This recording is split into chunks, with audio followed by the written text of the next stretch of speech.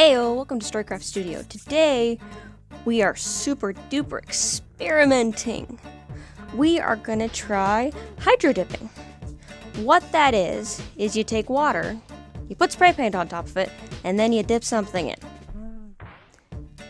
I'm as skeptical as probably a lot of you are if you've never seen this before, but we're gonna do it. We're gonna try a few tins like this, which I've already sanded down a bit to get some texture. Then I'm gonna use some white primer, and then we'll start dipping. And also, super experimenting, we're gonna use this doll. She's a Frankie woman from one of the last lines that they did, so she has horrendous articulation. I mean, like, that's it. Just nothing, and her shoes and her bodice are molded, and the bolts, and it's not good. So, the thought being that if this doesn't go well, I'm not super upset that I've lost this doll, because I would not normally use her. So she's gonna be a big old experiment. Gonna remove her head and dip her. If it goes well, I will do a face up on her face to match. If not, I have an extra head. Yep, that's how things are going. So let's go do that.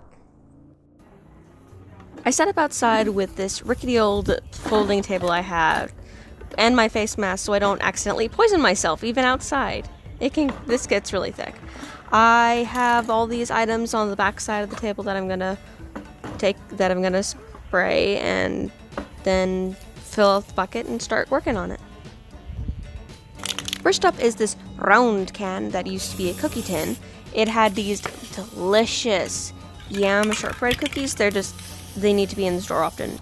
They're not often there enough. But I tried to do a sunset color scheme, and it didn't work because I didn't know what I was doing. And not all of the colors, because they're different brands, they don't all work well with this, and they didn't spray fast enough sometimes. And then, of course, there's my technique, or lack thereof. You see, I should not have spinned it back. This was a learning experience, and I learned that I didn't know what I was doing right away. So yeah, you can't see it there, but there's clumping and errors, and I was not happy with it, even in that moment. It was obviously wrong. So I tried to dip it again to get the rest of the white space that I missed, and I made it in some ways it was better, and in other ways it was not. So many regrets, but I learned really quickly. This was a stiff learning curve. Yeah, so when I do hydro dipping again, I'm going to sand down this can and try it again, because I like the shape. And if I get it right, I think I can do something really cool with it. But yeah, it's a hot mess here. It is a hot mess.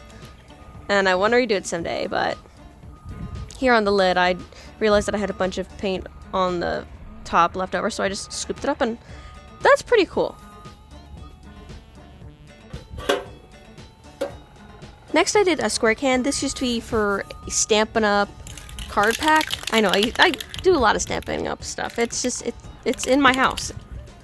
And so this can, we finished the cards, so we had this can, and so I decided to use it. I did this in a much simpler palette.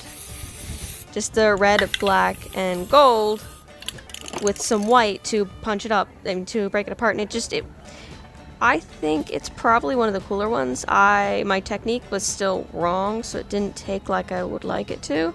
But I mean, look at that. That's seriously cool. The idea was that I was going to make a kind of geode thing, and it kind of works. I still need to work on how to do it better. But the lid that I do next, ooh, does it work? It works. It's one of the best parts of this hydro dipping experience, is doing this square lid. So yeah, the gold, the black, the gold, the black. I went back and forth, and then with the red in there to really separate it. Just lots of gold made it work. And swoop, down it goes. Then I figured out you gotta swirl the paint away so it doesn't cling onto it, and you get a clean dip, which is really hard. Yeah, this is where I realized I needed gloves after this, because it was so bad. But look at that lid. It's so cool. It's what I wanted. It's what I wanted the whole time with this dipping in. There goes my hands. It was bad. After a good 10 minutes of scrubbing my hands and then getting real gloves, I went and got this Honolulu Cookie Company tin. It's really cute, and I got that ready, and I used this simple green, yellow, blue palette, and it works really well. It's probably one of the more effective dips. This is where I really figured it out, that you have to just keep going and do it in the gap, and that was the harder one to learn, is to figure out how to do that properly, because one of the things I watched you had to do that and then just swoop it. This one came out really well. Out of all of them, this came out really well. There's still some problems I have with it, but I really like the end result. It's the smoothest. It has some really cool color variations, except where I missed some black in the cleanup.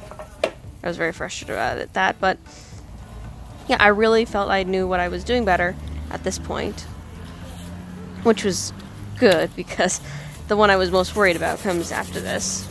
We'll get to that in a second, but next I'm gonna spray in for the lid.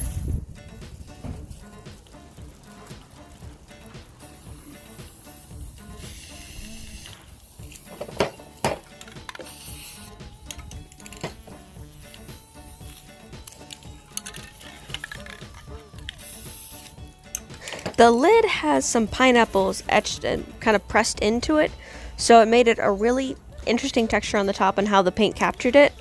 Also, I captured this little flare thing at it of yellow among the blue and the green, so it looks, I mean, look at that. It's super cool, and I'm really pleased with how that set came out.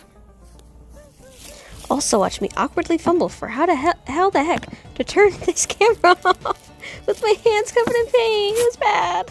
Okay. Awesome. Thank you.